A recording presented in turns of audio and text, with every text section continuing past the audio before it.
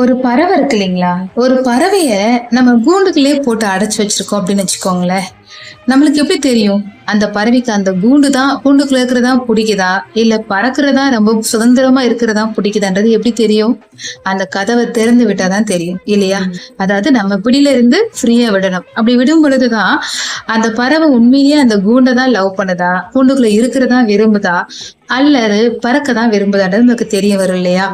So அதே போலதாங்க நம்மளுக்கு ரொம்ப பிடிச்ச ஒருத்தவங்கள ரொம்ப பிடிச்சு கட்டுக்கோப்பா நீ இப்படிதான் இருக்கணும் அப்படிதான் இருக்கணும் அப்படின்னு ஒரு பிடியில வைக்காம ஃப்ரீயா விட்டு பாத்தீங்கன்னா தான் தெரியும் அந்த ஆள் உங்களைதான் உண்மையிலேயே நேசிக்கிறாரா இல்ல அதை தாண்டி வேற விஷயங்களை எதிர்பார்க்கறாரா அப்படின்றது புரிய வரும். சரிங்களா?